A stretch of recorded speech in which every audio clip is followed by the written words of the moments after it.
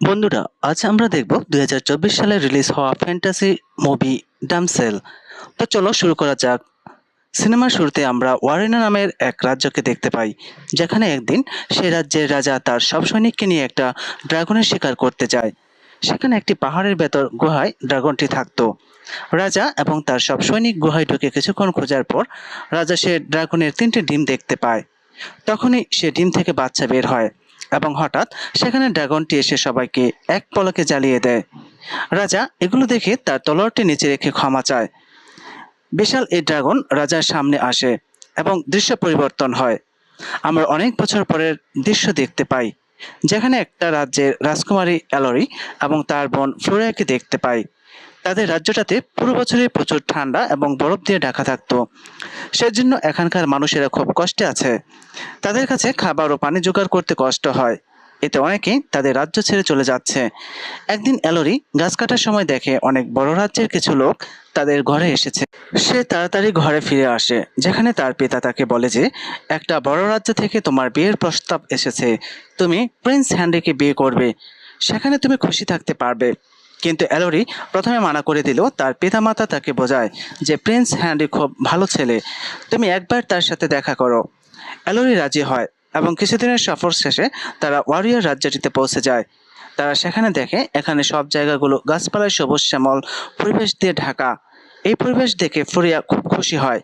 এটা তাদের জন্য একটা নতুন অভিজ্ঞতা। তাদেরকে নিজেদের রুম দেখানো হয়। মহলটা ছিল খুব সুন্দর এবং রুমগুলো ছিল খুব আলিশান। সেদিন বিকেলবেলা অ্যালোরি যখন বারান্দা থেকে বাইরে দৃশ্য দেখছিল, তখন সামনে এসে একটা মেয়েকে দেখতে পায়। তারা দুজন হাই হ্যালো করে। রাত হলে অ্যালোরির ঘুম আসে না। তখন সে দেখে দূরে একটা পাহাড়ের কিছু মানুষ অনুষ্ঠান করছে। এরপর দিন ওয়ারিয়া রাজ্যের রানী তাদের ছেলে হ্যানরি এবং রাজার সাথে অ্যালোরি দেখা করে। এরপর অ্যালোরি এবং হ্যানরি কথা বলার জন্য বাইরে বের হয়। কথায় কথায় অ্যালোরি তাকে জিজ্ঞেস করে রাতে সে পাহাড়ের মধ্যে কিছু দেখছিল কিনা। তখন হ্যানরি বলে সেখানে কিছু ধার্মিক থাকে যারা ধর্মীয় কাজ করছিল। আসলে সে মিথ্যা বলেছিল, যেটা আমরা পরে বুঝতে পারবো। এদিকে রানী অ্যালোরি পিতার সাথে মিটিং করে, কিন্তু মিটিংয়ের মধ্যে এমন কিছু কথা হয়েছিল যার ফলে অ্যালোরির পিতা মিটিংয়ের পরে খুব চিন্তিত হয়ে পড়ে। কিন্তু সে এ ব্যাপারে অ্যালোরির স্টেপ মাদারকে কিছু বলে না। কিন্তু স্টেপ মাদার যখন অ্যালোরির পিতার চেহারা দেখে, তখন সে বুঝতে পারে কিছু সমস্যা আছে। সেজন্য সে রানীর সঙ্গে কথা বলে, কিন্তু রানী তাদেরকে অনেক অপমান করে সেখান থেকে চলে যেতে বলে। তখন স্টেপ মাদার বুঝতে পারে যে এরা ভালো মানুষ নয়। সেজন্য সেদিন রাতে অ্যালোরির কাছে গিয়ে বলে যে এখানে আমার ভালো লাগছে না, তোমার এখানে বিয়ে না করাই উচিত। কিন্তু তখনই সেখানে অ্যালোরির পিতা এসে তার স্টেপ মাদারকে চলে যেতে বলে। তারপরের দিন অ্যালোরিকে খুব সাজানো হয়। তাদের বিয়ের কাজকর্মগুলো শুরু হয়। অ্যালোরি তার পিতামাতাকে বিদায় জানায় এবং হ্যানরি তাকে সেই পাহাড়গুলিতে নিয়ে যায়। কিন্তু সেখানে পৌঁছার পর অ্যালোরি সেখানে অদ্ভুত কিছু মানুষকে মাস্ক পরা অবস্থায় দেখে। সেখানে সে দেখে গভীরতম গর্তের উপর একটা ব্রিজ। সেদিকে রানী দাঁড়িয়ে ছিল। রানী সেখানে একটা পদ্ধতিতে তাদের বিয়ের কাজ সম্পন্ন করতে থাকে। সেখানে রানী অ্যালোরি এবং হ্যানরির হাতে একটা ছুরি দিয়ে দাগ কেটে দেয় আর দুজনের হাত মিলিয়ে ঘোষণা দেয়, আজকে থেকে ওয়ারিয়ার প্রিন্সেস অ্যালোরি। এরপর প্রিন্স হ্যানরি তাকে উঠিয়ে নিয়ে যেতে থাকে। কিন্তু হঠাৎ সে একসময় অ্যালোরিকে নিচে ফেলে দেয়। অ্যালোরি চিৎকার করে নিচে পড়ে যায় আর সেখানে সে অজ্ঞান হয়ে পড়ে। তার যখন জ্ঞান ফিরে আসে, তখন সে বুঝতে পারে এখানে এগুলো কি হচ্ছে না। সে সবাইকে চিৎকার করে ডাকতে থাকে। এখন অ্যালোরি একটু শান্ত হয়ে সে আশেপাশের কিছু জুয়েলারি, লকেট এবং কিছু জুতা দেখতে পায়, যেগুলো তার ছিল না। আর এগুলো দেখে তার বুঝতে দেরি হয় না যে এখানে অনেক মেয়েদের ফেলা হয়েছে, অর্থাৎ এখানে প্রিন্সেসদের বলি দেওয়া হয়। কিন্তু কেন এই সব কিছু একটু পর বুঝতে পারবো। কিছুক্ষণ পর সে একটা আওয়াজ শুনতে পায়। সে আওয়াজটার পিছু নিয়ে সামনে যায়, যেখানে সে অনেক আলোর প্রজাপতি দেখতে পায়। সে আশেপাশের দৃশ্য দেখে পুরো অবাক হয়ে যায়। তখনই সে ড্রাগনের গর্জনের শব্দ শোনে। অ্যালোরি পিছন ফিরে ড্রাগনকে দেখার সাথে সাথে দৌড়াতে থাকে। সে একটা জায়গায় লুকিয়ে পড়ে, কিন্তু ড্রাগন তাকে দেখে ফেলে এবং বলে তার নাম অ্যালোরি। তার নাম বলে ড্রাগন তাকে বলে সে অ্যালোরির শরীরে রাজবংশীয় রক্ত চায়। আর হঠাৎই ড্রাগনটা আগুন দিয়ে তাকে হামলা করে। অ্যালোরি আগুন থেকে বাঁচতে বাঁচতে সামনে একটা গুহায় ঢুকে পড়ে, কিন্তু সেখানে সে আগুনে পুড়ে যাওয়া একটা মেয়ের লাশ দেখতে পায়। আর এটা সেই মেয়েটাই যাকে সে ব্যালকনি থেকে দেখেছিল। অর্থাৎ কাল রাতে রাজকুমার তাকে বিয়ে করে বলি দিয়ে দেয়। এদিকে ড্রাগন সেই গুহাতে ঢুকতে চেষ্টা করে। অ্যালোরি একটা ছোট রাস্তা দিয়ে ওই পাশে যাবার চেষ্টা করে, কিন্তু তার ড্রেসে লেগে থাকা কাঠগুলোর জন্য সে আটকে যায়। তখন ড্রাগনের এক মুখ আগুন থেকে তার দিকে আসতে থাকে। সে কোনো মতো নিজেকে ছাড়িয়ে একটা জায়গায় ঢুকে পড়ে, কিন্তু তার পায়ে অনেকটাই আগুন লেগেছে।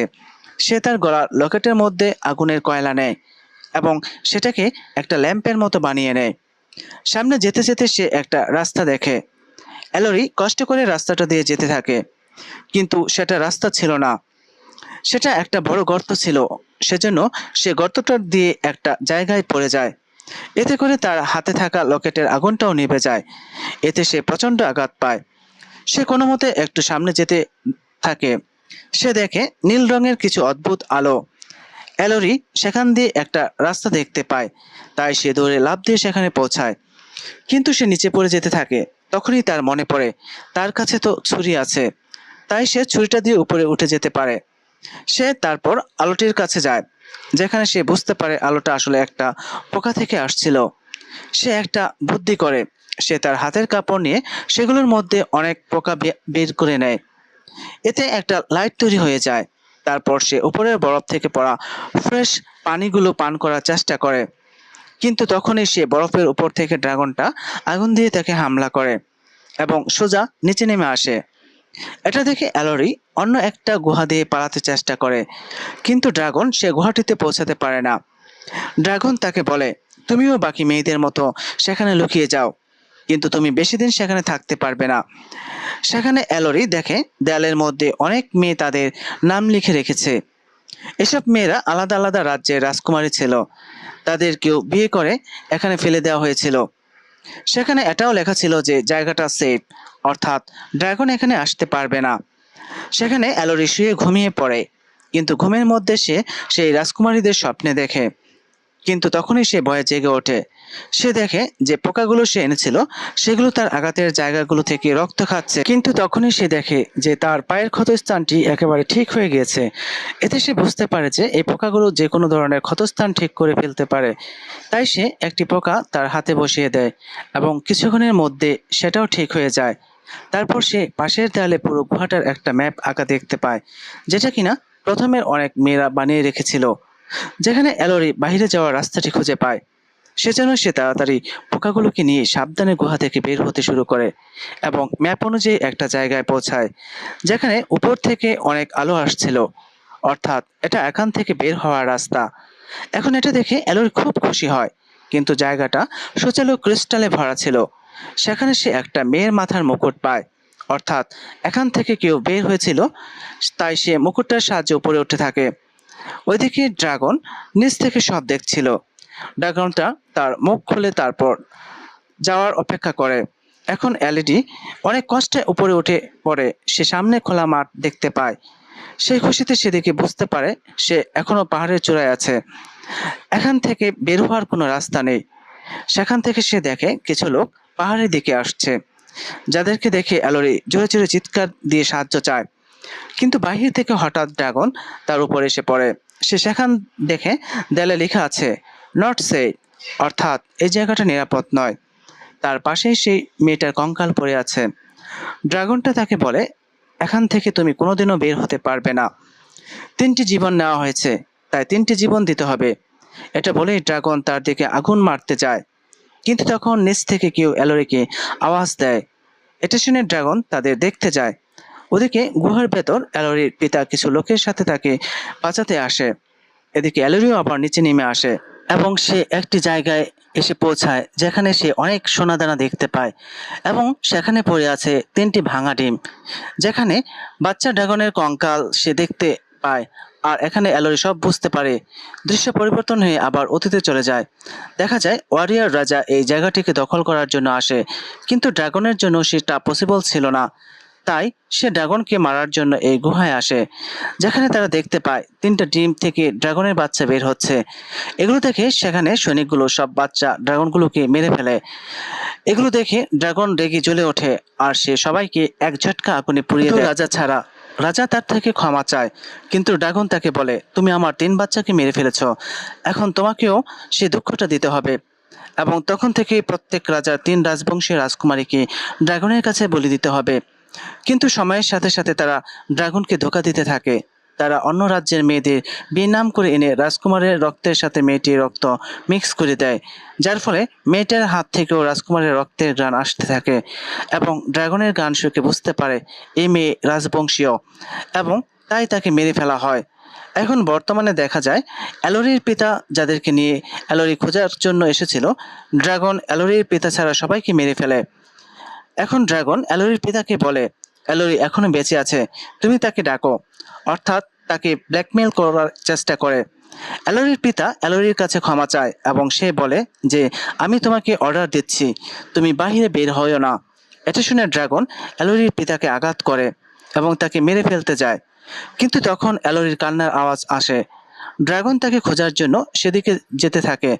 সে অ্যালোরিকে ধরতে যায়, কিন্তু তখন আরেকজন মানুষের আওয়াজ আসে যে তাদের সাথেই এসেছিল। ড্রাগন উড়ে তাকে দেখতে যায়। এই সুযোগে অ্যালোরি তার পিতার কাছে আসে। তার পিতা বলে, তোমার স্টেপ মাদার এবং তোমার বোন ফ্লোরিয়া জাহাজে তোমার জন্য অপেক্ষা করছে, তুমি ওই রশিটার সাহায্যে উপরে যাও, সেদিকে ঘোড়া দাঁড়িয়ে আছে। এটা বলে তার পিতা মারা যায়। অ্যালোরি এখন রশির সাহায্যে উপরে উঠতে থাকে, কিন্তু তখনই ড্রাগন সেখানে চলে আসে আর তার দিকে আগুন মারতে থাকে। কিন্তু অ্যালোরি খুব দ্রুত রশি বেয়ে উপরে উঠে পড়ে এবং বাহিরে চলে আসে এবং ঘোড়াটা নিয়ে চলে যেতে থাকে। কিন্তু ড্রাগনটাও বাহিরে এসে অ্যালোরিকে খুঁজতে থাকে। ড্রাগনকে আসতে দেখে অ্যালোরি মাঝ রাস্তায় ঘোড়াকে ছেড়ে একটা পাথরের নিচে লুকিয়ে পড়ে আর ড্রাগন সে ঘোড়াটাকে জ্বালিয়ে দেয়। যার পরে ড্রাগন সেই পাহাড়ের উপরে নিচে সব দিকে আগুনে জ্বালিয়ে দেয়। দেখতে দেখতে সব জায়গায় আগুন ছড়িয়ে পড়ে আর এগুলো দেখে রানী খুব রেগে যায়। সে বুঝতে পারে এগুলো সব অ্যালোরির জন্যই হচ্ছে। সে ড্রাগনকে শান্ত করার জন্য সেই জাহাজে যায়। তারপর স্টেপ মাদারকে আহত করে ফ্লোরিয়াকে কিডন্যাপ করে নিয়ে আসে। অ্যালোরি বদলে ফ্লোরিয়াকে বলে দিতে পারে। পরের দিন অ্যালোরি সেই পাথরের নিচ থেকে বের হয় এবং জাহাজে যেতে থাকে। কিন্তু রাস্তায় সে স্টেপ মাদারকে দেখতে পায়, যে কিনা আহত ছিল। সে অ্যালোরিকে সুরক্ষিত দেখে খুব খুশি হয় আর বলে তারা ফ্লোরিয়াকে নিয়ে গিয়েছে। অ্যালোরি তখন তার বোনকে বাঁচাতে ঘোড়াটি নিয়ে দ্রুত যেতে থাকে। ওদিকে রানী ফ্লোরিয়াকে বলে দিতে চায়, কিন্তু হেনরি তাকে মানা করে যে ফ্লোরিয়া এখনো বাচ্চা। কিন্তু রানী কোনো কথাই শোনে না। সে ফ্লোরিয়ার হাত কেটে বসিয়ে দেয় এবং তাকে সোজা নিচে ফেলে দেয়। এখন ড্রাগন ফ্লোরিয়াকে নিয়ে চলে যেতে থাকে। এদিকে অ্যালোরি রশির সাহায্যে আবার গুহায় চলে আসে এবং সে তার চুল এবং জামাকাপড় কেটে নিজেকে প্রস্তুত করে নেয় ড্রাগনের সাথে লড়াই করার জন্য। সে আবার পোকাগুলোকে নিয়ে একটা লাইট বানিয়ে নেয়। তারপর সে বুদ্ধি করে একটা ফাঁদ তৈরি করে, যেটা থেকে কিছুক্ষণ পর আওয়াজ হতে থাকে, যার ফলে ড্রাগন এই আওয়াজ শুনে এখানে আসবে এবং এই সুযোগে সে ফ্লোরিয়াকে বাঁচাতে পারবে। যাওয়ার আগে সে তার বাবার কাছ থেকে তলোয়ারটি নিয়ে নেয়। এদিকে আওয়াজটা শুনে ড্রাগনটি এসে যায় এবং এই সুযোগে অ্যালোরি তার বোনকে জাগিয়ে চলে যেতে থাকে। কিন্তু ড্রাগন বুঝতে পারে এটা ফাঁদ, সেজন্য সে মাঝ রাস্তা থেকে ফেরত চলে আসে। এটা দেখে দুজন অন্য জায়গায় লুকিয়ে পড়ে। অ্যালোরি সাহস করে তলোয়ার নিয়ে ড্রাগনের সামনে চলে আসে এবং তাকে বোঝায় যে এতদিন তাকে সবাই ধোঁকা দিচ্ছে। সে এবং তার বোন এ রাজ্যের বংশের থেকে আসেনি এবং এসব মেয়েগুলো কোনোটাও রাজার মেয়ে নয়। কিন্তু ড্রাগন তার কথায় বিশ্বাস করে না, কারণ তার শরীর থেকে এখনো রাজবংশীয় রক্তের ঘ্রাণ বের হচ্ছে। ড্রাগন তখন তার উপর আগুন নিক্ষেপ করতেই যায়। অ্যালোরি তখন তার মুখে তলোয়ার ঢুকিয়ে দেয় এবং সে পানিতে পড়ে যায়। এতে তার শরীরে লেগে থাকা আগুন থেকে সে বেঁচে যায়। সে পালাতে থাকে, কিন্তু ড্রাগন তার দিকে এসে তাকে ধরে ফেলে। সে তার উপর আগুন ফেলতে যাবে, কিন্তু অ্যালোরি তার হাতে থাকা ছুরিটা তার চোখে বসিয়ে দেয়। এরপর তাদের দুজনের মধ্যে প্রচণ্ড লড়াই শুরু হয়। অ্যালোরি কোনো মতে তার থেকে বাঁচতে থাকে এবং চিৎকার দিয়ে বলতে থাকে সে এই রাজার মেয়ে নয়। ড্রাগনটি তাকে এক হাত দিয়ে ধরে ফেলে। অ্যালোরি তার হাতে থাকা তলোয়ারটা তার হাতে ঢুকিয়ে দেয় এবং এতে ড্রাগনটি তাকে ছুঁড়ে মারে। তার হাত থেকে তলোয়ারটা বের করে অ্যালোরি তখন লক্ষ্য করে একটি জায়গায় ড্রাগনের নিঃশ্বাসের বাতাসগুলো রিফ্লেক্ট হয়ে আবার ফিরে আসছে। তখন সে একটা বুদ্ধি বের করে। সে সেখানে গিয়ে দাঁড়িয়ে যায়। এখন ড্রাগন যখন তার উপর আগুন নিক্ষেপ করে, তখন সে তাড়াতাড়ি সেখান থেকে সরে যায় এবং আগুনগুলো রিফ্লেক্ট হয়ে উল্টো ড্রাগনের উপর পড়ে যায়। এতে করে ড্রাগন নিজের আগুনে অনেক আহত হয়ে পড়ে এবং সে নিচে পড়ে যায়। এখন এলোরি তাকে বলে, দেখো, তারা আমার হাতের রাজবংশীয় রক্ত মিক্স করে দিয়েছিল, আর সেজন্যই তুমি আমাকে তাদের বংশের মনে করেছিলে। এতে না জানি তুমি কত মেয়েকে মেরে ফেলেছো। এটা শুনে ড্রাগন তার কথা বিশ্বাস করে। ড্রাগন বলে, আমাকে মেরে ফেলো, এটাই আমার শাস্তি। অ্যালোরি তলোয়ারটা নিয়ে তার সামনে যায়, কিন্তু তাকে মারে না, বরং সে পাশের নদী থেকে সে পোকাগুলো ড্রাগনের ক্ষতস্থানে দিয়ে দেয় এবং ড্রাগনটি সুস্থ হয়ে যায়। এরপর আমরা রাজ্যে দেখতে পাই যেখানে আরও একটি বিয়ের অনুষ্ঠান চলছিল, অর্থাৎ একেও বলি দেওয়া হবে। কিন্তু সেখানে অ্যালোরি চলে আসে, যাকে দেখে সবাই এবং হ্যান্ডি পুরো অবাক হয়ে যায়। অ্যালোরি স্টেজে উঠে আসে এবং হ্যান্ডি তাকে বলে, ড্রাগনের জন্য প্রথম বলি দেওয়া হয়েছিল সেই মেয়েটা যাকে অ্যালোরি ব্যালকনি থেকে দেখেছিল। দ্বিতীয় হচ্ছে সে, এবং তৃতীয় হচ্ছে এই মেয়েটি। অ্যালোরি তার কোনো কথা শোনে না। অ্যালোরি বলি হতে যাওয়া মেয়েটিকে বলে সে যেন তার পরিবারকে নিয়ে এখান থেকে পালিয়ে যায়। তারপর সে সবাইকে বলে সবার জন্য এখান থেকে পালিয়ে যায়, এটাই শেষ সুযোগ। এটা শুনে অনেকেই সেখান থেকে পালিয়ে যায় এবং অনেকেই রানীর সাথে থাকে। রানী বলে সে তাকে ভয় পায় না, কিন্তু তখনই তারা দেখে উপরে ড্রাগন এসে দাঁড়িয়েছে। এটা দেখে অনেকেই সেখান থেকে পালায়। অ্যালোরি সেখান থেকে বেরিয়ে পড়ে। তারপর সে ড্রাগন আগুন দিয়ে পুরো রয়্যাল ফ্যামিলিকে জাহান্নামে পাঠিয়ে দেয়। তারপর আমরা দেখতে পাই অ্যালোরি মল থেকে হেঁটে বের হচ্ছে এবং তার মাথার উপর দিয়ে উড়ে যাচ্ছে সেই ড্রাগন। পেছনে পুরো রাজপ্রাসাদ জ্বলছিল এবং এখান থেকে সেই রাজ্যের মানুষ দেখাশোনা করবে অ্যালোরির স্টেপ মাদার। এখানে তারা অনেক সম্পদ এবং খাবার পায়, যেটা নিয়ে তারা নৌকা করে আবার দেশে ফিরে যেতে থাকে। এখানে অ্যালোরির সাথে সেই ড্রাগনটাও তাদের সাথে যেতে থাকে। এখন অ্যালোরির জন্য ড্রাগনটা তার মায়ের মতো এবং ড্রাগনটাও তাকে মেয়ের মতোই ভালোবাসে। আর এখানেই মুভিটা শেষ হয়। তো বন্ধুরা, দেখা হবে পরের কোনো ভিডিওতে। ধন্যবাদ সবাইকে।